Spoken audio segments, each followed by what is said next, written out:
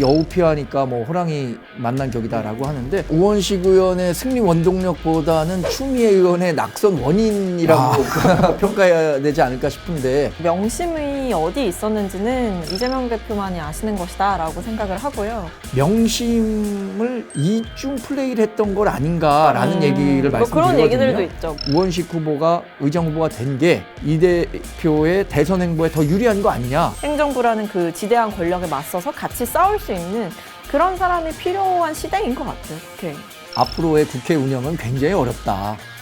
내 삶을 바꾸는 정치 뉴스 머니투데이 더300이 만드는 새로운 정치 시사 콘텐츠 터치다운 더300 첫 시간입니다. 한 주간 가장 뜨거운 이슈와 인물을 주제로 매주 여러분을 찾아갑니다. 저는 이슈 터치 진행을 맡은 머니투데이 김도연 기자입니다. 정광재 국민의힘 대변인 그리고 박성민 더불어민주당 전 최고위원 모시고 이야기 나눠보겠습니다. 정광재 대변인 안녕하십니까? 반갑습니다. 안녕하세요. 박성민 안녕하십니까? 네, 안녕하세요. 터치다운 첫 방송을 축하드립니다. 감사합니다. 축하합니다. 이게 굉장히 영광입니다. 저도요. 사실 여러 방송에 출연했지만 첫 방송에 출연하는 건 제가 처음인 것 같은데 어떠세요? 근데 이렇게 하면 진짜 애정이 많이 생기더라고요. 아. 저도 이렇게 처음부터 같이 했던 프로그램이 있는데 약간 지금은 안 하지만 마무리할 때 약간 눈물 날 것 같은.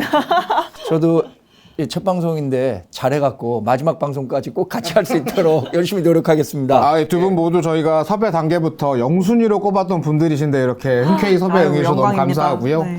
앞으로 이제 처음 인사드리니까 각자 한 번씩 인사 한번 드리실까요? 네, 제가 먼저 해야겠죠? 예, 제가 그래도 집권 여당 대변인이니까. 물론 뭐, 전 최고위원이시지만. 국민의힘 대변인 정광재입니다. 지난해 10월에 국민의힘 대변인을 처음 맡게 됐는데 여러 그 지도 체제가 바뀌는 가운데서도 근근히 연명하고 있습니다. 이번에 저 황우여 비대위 체제에서도 당 대변인을 맡고 있는데요. 새로운 리더십을 잘 만들어서 우리 당이 지난 총선에서의 패배가 굉장히 쓰라리지만 더 많은 국민들로부터 사랑받을 수 있도록 열심히 노력하고 있습니다. 그 변화된 모습 많이 지켜봐 주시고 응원해 주시면 좋겠습니다. 그리고 더 300이 새로 만든 이 터치다운 이 제목부터가 되게 좋아요. 예, 감사합니다. 예, 그래서 잘 될 것 같습니다. 예, 우리 네. 박지원님 하시죠. 네, 안녕하세요. 더불어민주당 전 최고위원 박성민입니다. 이렇게 머니투데이 유튜브를 통해서 인사드리는 건 처음인데요. 앞으로 또 재밌게 즐겁게 정치권 이슈들 잘 전해드릴 수 있도록 저도 열심히 하겠습니다. 반갑습니다.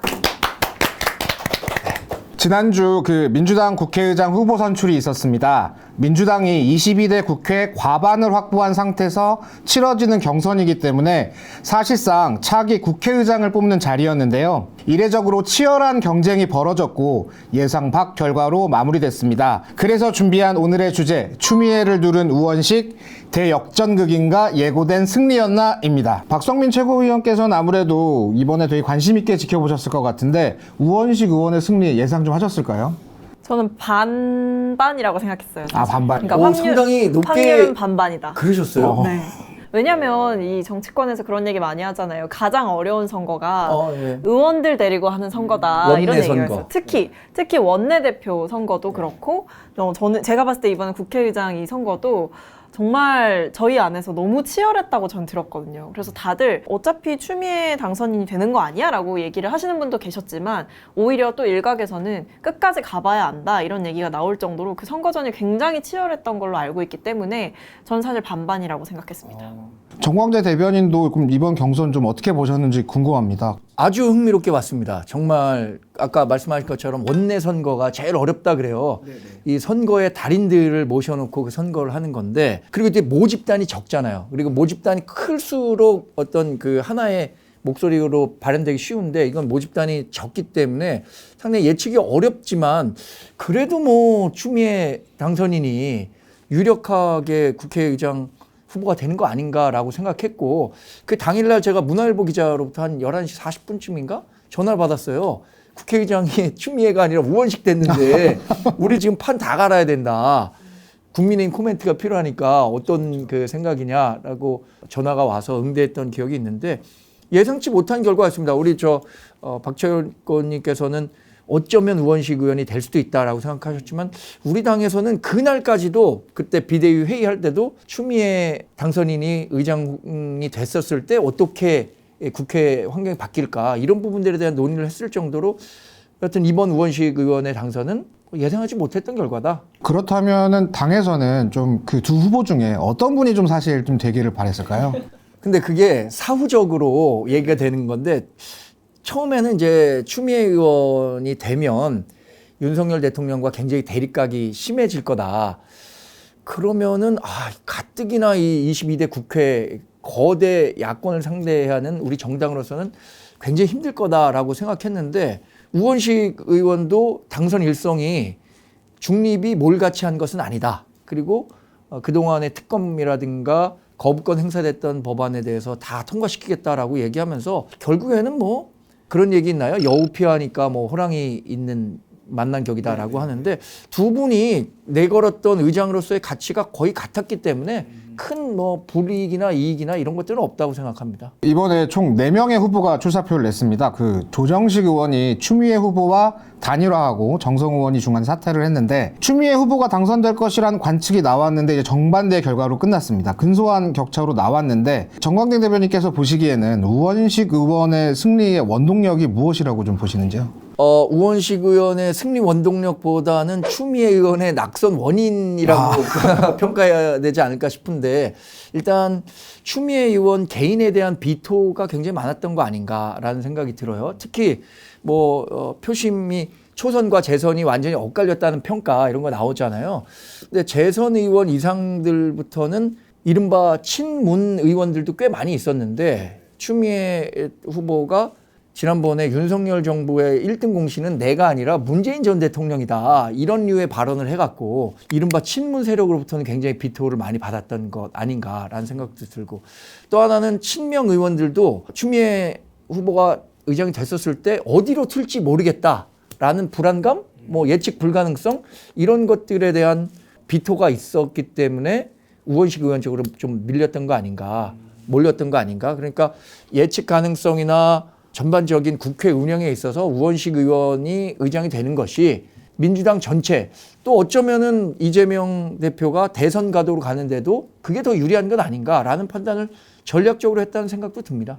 박성민 최고위원 보시기에는 아무래도 이번에 선거 초반부터 친명팔이라는 비판이 좀 나올 정도로 이재명 대표와의 친밀성을 좀 강조하는 선거였던 것 같은데 이재명 대표의 이른바 명심에도 불구하고 추미애 당선인이 아닌 우원식 의원이 좀 당선이 됐는데 이번 결과 어떻게 좀 보고 계셨나요? 저는 일단 명심이 어디 있었는지는 이재명 대표만이 아시는 것이다 라고 생각을 하고요. 오히려 그 중간 과정에서 오해와 여러 가지 좀 논란이 불거졌던 점이 아쉬웠기는 했습니다. 실제로 이제 중간 정리가 되는 과정에서 조율은 언제나 있는 것이지만 어쨌든 박찬대 원내대표의 그런 만남들이 좀 화제가 되고 그랬었잖아요. 그쵸. 그러다 보니까 오히려 이 의장 선거의 의미가 조금 좀 퇴색되는 그런 위기까지도 전 있었다라고 생각을 했는데 어쨌든 명심이 어디 있었는지는 그 누구도 사실은 몰랐던 게 아닌가라는 생각이 들었고 한편으로는 그런 중간 정리의 과정 자체가 의원들로 하여금 약간의 좀 반감이 생기게 하는 과정이 아니었나라는 생각도 했습니다. 그러니까 이게 자연스럽게 뭔가 서로 간의 대화를 통해서 하기보다 이제 원내에 어떻게 보면 지도부가 나서서 이렇게 정리를 하는 것 자체가 표심에는 영향을 끼칠 수밖에 없지 않았나. 라는 생각이 들었고 한편으로는 말씀해 주신 대로 그 우원식 의원께서 원내대표를 하셨던 경험이 있다 보니까 당내 스킨십이 굉장히 강하신 분이고요. 을지로위원회 같은 당내 위원회 꽤 큰 위원회거든요. 그러면서 호흡을 맞춰온 여러 의원들이 있었기 때문에 아무래도 이제 추당선인 같은 경우에는 장관직도 하시고 하시면서 잠깐 국회를 좀 떠나 계시기도 했잖아요. 그러다 보니까 그런 스킨십 면에서 제가 봤을 때 우원식 의원께서 확실히 우위에 좀 계셨던 것 같다라는 생각입니다. 제가 꼭 한번 묻고 싶었는데 그래서 정말 명심은 어디에 있었다라고 민주당 의원들이 이심전심으로 좀 알았던 거예요? 아니면 정말 저는 방송 나가서 가끔 명심을 이중 플레이를 했던 걸 아닌가라는 얘기를 말씀드리거든요. 그런 얘기들도 있죠. 겉으로는 그러니까요. 추미애 의원을 밀었지만 사실 아닐 수도 있지 않겠냐. 근데 저는 그건 진짜 이제 와서는 더 미궁 속으로 빠진 게 아닌가. 왜냐하면 우원식 의원이 자기가 거짓말 하진 않았을 거예요. 그럼요. 이렇게 얘기했단 말이에요. 형님이 형님이 그 자리는 적격이죠. 이렇게 얘기했다고 하는데 그게 허언이 아니라면 이재명 대표가 특정 후보에게 그러면 명심을 심어준 거는 아닌 거였다라는 생각도 전 밖에서 봤을 땐 그게 들거든요. 충분히 그런 생각하실 수 있다고 봐요. 그러니까 진짜 실제로 대표님 입장에서는 뭐 마음이 가는 후보가 있었을 수 있죠, 충분히. 근데 거기에 특정 한 명에게 명시적으로 나는 당신을 지지한다라고 말씀하시기가 아마 당대표 입장에서 저는 쉽지 않았을 거다라는 생각이 들고, 결국에는 이번 결과를 두고도 어쨌든 대표께서 이것이 당심이다 이렇게 얘기를 하셨으니 저는 그 반응을 보고도 아, 이제 명심의 행방은 끝까지 이것은 모르는 것이구나라고 생각했습니다. 이번에 그 선거 과정에서 그 조정식 의원은 단일화를 선택하면서 추 후보를 좀 밀었는데 정성호 의원 같은 경우는 뭐 별다른 이제 지지 선언 없이 사실상 저는 우원식 후보를 좀 지지하셨던 거라고 봐요. 왜냐하면 이제 우원식 후보의 SNS를 제가 봤더니 정성호 의원과 같이 한 토론회에 참석을 하신 그 사진을 올렸고, 그게 이제 투표일 며칠 전이거든요. 거의 직전이에요. 그 글을 보면 정성호 의원께서 긴 시간 참석을 해주셨다 이렇게 얘기를 하면서 두 사람의 투샷을 되게 강조하는 그림이 나오는 거예요. 그걸 봤을 때 어쨌든 말씀해주신 대로 추미애 당선인을 지지한다라는 명시적 의사표시가 없었잖아요. 그러니까 사실상 우원식 후보 쪽으로 기울었구나라고 저는 그때 판단을 했고, 그만큼 이 공을 좀 많이 들였겠구나라는 생각이 있었습니다. 그러니까 저는 명심의 이중 플레이의 가능성을 제기하는 이유 가운데 하나도 그런 거예요. 정성호 의원이 누가 뭐래도 친명 좌장이고, 이재명 대표와는 그분들이 사시에 통과한 게 87년인가 그러니까 거의 30년 가까운 우정을 나누었던 분이고, 그렇기 때문에 저는 마지막까지 명심이 있었다면 정성호 의원에게 실릴 가능성이 크다고 봤거든요. 근데 정성호 의원이 드랍해갖고 굉장히 깜짝 놀랐어요. 근데 정성호 의원이 지금 박철구님 말씀하신 것처럼 추미애 의원에 대한 전격적인 지지 선언 안 하고 우원식 의원과 이런 활동을 보이는 것을 연출하는 것 자체가 아까 얘기한 연장선상에서 이재명 대표의 명심 이중 플레이가 아니었던가라는 생각도 들고, 결과적으로 지금 이런 생각하시는 분들 많잖아요.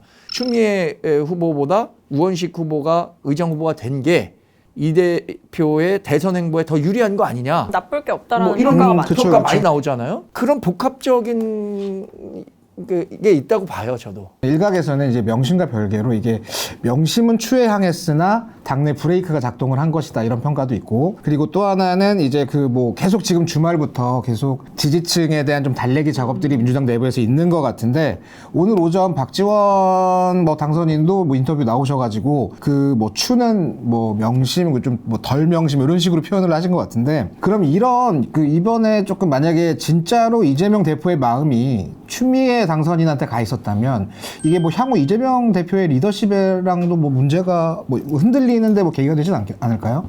뭐 이재명 대표의 리더십이 흔들리는 것도 정상이 아니에요. 만약에 흔들린다 쳐도 흔들릴 수가 없는 상황이에요. 그러니까 일단 선거에서 크게 이겼고, 그런데 선거에서 이겼는데 뭐 어떤 이런 하나하나의 사안들을 가지고 갑자기 대표의 리더십에 책임을 묻는다? 이게 제가 봤을 때 지금 그게 가능하지 않은 상황이고, 오히려 그리고 반명이라고 할 수 있는 분들이 없어요, 지금 당 안에. 그리고 그것의 구심점이 뭔가 될 만한 사건도 없고 인물도 없는 거예요. 그래서 지금 이재명 대표의 리더십은 계속해서 공고해지는 과정 중에 있는 거고, 특히 지금처럼 이 대여 투쟁을 굉장히 강하게 할 수밖에 없는, 그리고 해야 하는 상황에서는 이 야당 대표를 흔드는 게 사실은 쉽지 않은 국면이죠. 반명 리더십의 기치가 그래서 최근에 귀국한 김경수 지사 전 지사에 대한 가능성들이 자꾸만 부각되는데, 저는 그거 보면서 저도 언론에 있었지만 언론이 굉장히 부추기고 있다. 지금 김경수 지사가 와서 할 수 있는 일이 뭐가 있죠? 저는 김경수 지사가 지금 한 달 일정으로 나왔다고 했고, 지금 사면은 됐지만 복권이 안 된 상태고, 자신의 유학 과정도 마무리되지 않은 상황인데, 김경수 지사가 지금 뭐 한 달 동안 있는 사이에 얼마나 역할을 할 수 있을까. 지금 임종석 전 비서실장도 이렇게 찌그러져 있는 마당에 김경수 지사가 나와서 세를 규합하려고 해도 그 세를 규합할 수 있을까요? 저는 거의 불가능한 일인데, 다만 뭐 최근에 지금 민주당의 그 의장 선거, 그리고 또 이재명 1급 체제에 대해서 우리 당을 비롯해서 중도에 있는 분들도 조금 문제를 제기하다 보니까 그런 것들 잘 규합하면 김경수 지사가 대안으로 나올 수 있는 거 아니야? 라고 해갖고 좀 불을 지피는 건지, 그게 아무리 막 이렇게 바람을 불어도 불이 쉽게 붙을 것 같지는 않은데요. 그렇죠. 그리고 일단은 본인이 그렇게 지금 현실 정치에 뛰어들어야겠다 이런 생각을 하는 것 같지 않아요. 그런 생각이 있었으면 진즉 들어오셨겠죠. 그런데 어쨌든 지금 들어오신 것도, 그리고 와서 이제 기자들의 질문이 막 쏟아졌을 때도 현실 정치에 대해서는 되게 말을 아끼시는 모습을 보였기 때문에 저는 뭐 그런 일은 없다 당분간, 뭐 그런 생각입니다. 뭐 명심이고 나발이고 과연 왜 이렇게 이번 선거가 뜨거웠냐. 너무 이례적으로 치열한 경쟁이 벌어졌다. 그러니까 이게 과연 좀 이번 그 의장 후보 선출이 왜 이렇게 좀 예전 같지 않았다고 보시는 게 어디서 좀 원인을 찾을 수가 있을까요? 저는 뭐 민주당이 갖고 있는 22대 국회에서의 선명성, 이런 것 때문에 국회의장 선거에 대한 관심이 높아지지 않았나 싶습니다. 왜냐하면 21대 국회도 뭐 180석 가까운 야권이 의석을 갖고 있었는데, 지금 민주당의 그 얘기를 빌자면 180석이나 줬는데 너희들 그럼 21대 국회 때 뭐 했냐? 라는 비판에 직면해 있다는 거 아니에요? 우리는 충분히 21대 때도 충분히 민주당은 독주했습니다라고 평가하지만, 민주당 지지자들은 우리가 준 민심에 대해서 너희들이 부응하지 못했다라는 평가를 받았기 때문에 22대 국회에서는 더 강하게 드라이브를 걸 거다. 근데 그 드라이브를 걸려면 입법 과정이 굉장히 그 신속하게 진행돼야 되는데, 국회의장의 역할이 그만큼 22대 국회에 더 중요하다라는 측면에서 국회의장 선거가 뜨거웠고, 무엇보다 윤석열 대통령과 가장 대립각에 가깝게 서 있는 추미애 당선인이 이번 의장 후보가 되면서 그런 관심이 더 커지지 않았나? 이런 생각 해봅니다. 일단은 국회가 뜨거운 감자죠. 이제 아마 당분간 국회에서 처리하고 뭐 밀어붙일 일들도 굉장히 좀 뜨거운 이슈들이 많고, 뭐 크게 보면, 좀 길게 보면 뭐 개헌부터 시작해서 하나하나 보면 뭐 김건희 여사 특검법, 최혜병 특검법, 그 다음에 저희가 이제 민주당에서 통과를 시켰지만 대통령께서 거부하셨던 민생 법안들, 이런 것들을 다시 이제 저희는 올리려는 계획들을 갖고 있다 보니까, 사실은 이번 국회는 그냥 단순히 뭐 이 법안을 통과시키고 뭐 이렇게 개정하고 이런 정도의 국회가 아니라 사실은 대여투쟁의 선봉장인 거예요. 그러니까 행정부를 견제할 수 있는 권력의 최정점에 있는 거죠, 이 국회의장이라는 분이. 왜냐하면 입법부의 수장이잖아요. 그러니까 이게 중립, 뭐 대화, 타협 이런 것들로 보통 국회의장이라는 키워드가 많이 소비가 되지만, 사실 이렇게 대여투쟁을 세게 하고, 그리고 이렇게 총선 결과에 따라서 또 민주당, 그러니까 야당이 이렇게 압도적인 의석수를 가져가는 국회에서는 선명성이 더 도드라질 수밖에 없어요. 그리고 대통령께서도 지금 보면 뭐 최혜병 특검법에 대해서도 거부권을 행사하실 것 같은 기류를 풍기시잖아요. 이런 일들만 보더라도 이 입법부의 수장이 어떻게 행동하느냐가 너무 중요한 시점이 된 거죠. 그래서 결국에 좀 미적지근하고 이렇게 유야무야 이 사태를 그냥 넘어가려고 하는 그런 입법부의 수장을 원하는 게 아니라, 사실은 강공 드라이브를 걸어줄 이 국회의장을 원하고 있는 거죠. 그러니까 행정부라는 그 지대한 권력에 맞서서 같이 싸울 수 있는 그런 사람이 필요한 시대인 것 같아요, 국회에. 근데 그 추미애 당선인이 후보로 나서지 않았다면 이만큼 흥행이 됐을까요? 저는 추미애 후보가 나섰기 때문에 이런 그 흥행이 가능했을 것 같다는 생각을 합니다. 왜냐하면 지금 얘기하신 것처럼 그 국회와 대통령실 간의 갈등이 굉장히 치열하단 말이에요. 그럼 누가 가더라도 앞으로의 상황을 예상해 볼 수 있어요. 왜냐하면 국회에서는 계속 법 만들어서 통과시켜서 대통령실에 보낼 텐데, 대통령실은 뭐 거부권 행사해 갖고 이거를 입법이 실행되지 못하도록 할 텐데, 그건 뭐 누가 되더라도 마찬가지인데, 여기에 추미애라는 정치인, 이분의 스토리가 윤석열 대통령과 이게 맞붙게 되면서, 그러면서 그 폭발력이 커졌다라고 생각이 들어요. 그렇죠. 뭐 약간 추윤 갈등이라고 우리가 많이 불렀었잖아요, 과거에. 근데 이제 그게 또다시 재현될 것이냐, 그런 면에서 좀 관심을 많이 가졌던 것 같고, 추미애 그 당선인께서 그동안 보여주셨던 그 전투력이 워낙 이제 보증이 되어 있다 보니까 이제 강공국회, 정말 뭐 행동하는 국회, 이런 것들에 대한 기대가 이제 당원들 사이에서도 워낙 커져서 뭐 미애로 합의바 이런 얘기까지 있을 정도로, 그런 이제 슬로건들이 당내에서 막 돌아다닐 정도로 진짜 이슈가 됐던 선거였던 것 같아요. 그만큼 그래서 전 치열했다라고 보는 거고, 어떻게 보면 당원들 입장에서는 굉장히 의외의 결과가 나왔다 보니까 이 선거가 그냥 누가 후보로 선출됐습니다, 끝, 이게 아니라 여기에 대한 해석과 분석과 감정 표출이 막 이루어지고 있는 상황인 거죠. 끝으로 이제 22대 국회에서 우원식 의장 전반기 체제가 될 텐데, 우원식 의장이 이제 이끄는 22대 전반기 국회 분위기를 좀 어떻게 생각하시는지가 궁금하거든요. 저는 뭐 이번에 국회의장이 우원식이 아니라 우원식 할아버지가 왔었어도 앞으로의 국회 운영은 굉장히 어렵다. 왜냐하면 우리가 거부권 행사한 게 9개였죠. 네. 9개에 대해서 다 다시 올리겠다는 거 아니에요? 그리고 우원식 후보도 그거 앞장서서 하겠다라고 얘기하고 있으니까 지금 우리가 108석이고 192석을 갖고 있단 말이에요. 22대 국회는 21대 국회보다 더 어려울 거라고 저는 당연히 생각하고 있고 그게 현실화될 거라고 생각합니다. 우원식 의장뿐 아니라 뭐 어느 분이 그 자리에 있어도 지금 민주당 지지자들이 국회의장의 역할에 기대하는 바를 충족시키기 위해선 그분이 굉장히 본인의 뜻과는 무관하게 강경 모드로 갈 수밖에 없다. 그리고 또 뭐 국회의원들 지금 당선된 분들도 민주당 소속 의원들도 우 의장에게 당연히 그 역할을 주문할 거고 이재명 대표도 그 역할을 주문할 겁니다. 그러면 우 의장으로서는 자기를 뽑아준 지지자들과 국회의원들의 그 열의를 외면하면서까지 나는 국회의장으로서 중립을 지켜야지 이렇게 가만히 있지 못할 것 같아요. 저는 뭐 부드러운 카리스마가 많이 발현이 되지 않을까라는 생각이 있어요. 실제로 이제 우원식 의원의 그동안의 의정 활동이나 이런 것들을 보면 정말 이제 민생 밀착형, 제가 앞서 말씀드렸던 뭐 을지로위원회 이런 데서 사실은 정말 서민 친화적으로 그리고 을들을 위해서 정치를 하셨던 그런 정책 전문적인 행보도 보여왔는데 또 한편으로는 이분이 그것만 한 게 아니에요. 이제 후쿠시마 오염수 방류될 때는 막 단식도 하셔서 막 당내 인사들이 말리고 이제 건강 해치신다 조심하셔라 이렇게 말리고 했을 정도로 되게 강경하게 또 싸우셨고 홍범도 장군의 흉상 이전 논란이 불거졌을 때도 그 사업 이사신가 그래요. 그래서 정말 이 대표자로서 도저히 묵과할 수 없다 이러면서 엄청 강경하게 좀 말씀을 하셨었거든요.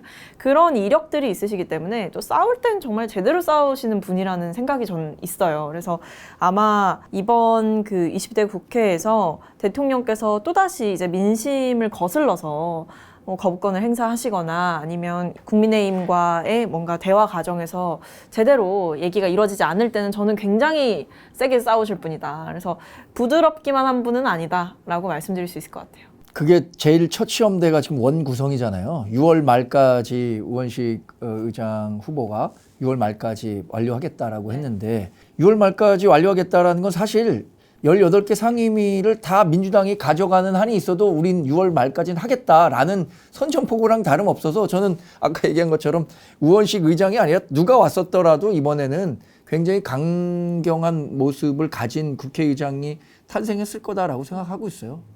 강경한 그 뭐 민주당 이제 자세에서 우원식 의장이 이제 거기에 일조할 것이라는 관측도 있고 이제 부드러운 카리스마를 보여줄 거라는 관측도 있었는데 앞으로 좀 22대 국회 계속 진행되면서 두 분과 좀 많이 대화 나눠봐야 되겠다고 생각이 들고요. 더300이 만드는 새로운 정치 시사 콘텐츠 터치다운 더300 오늘이 첫 시간이었는데요. 첫 시간 이렇게 좀 부족한 부분이 좀 많이 있었는데 아유 충분히 잘하셨습니다.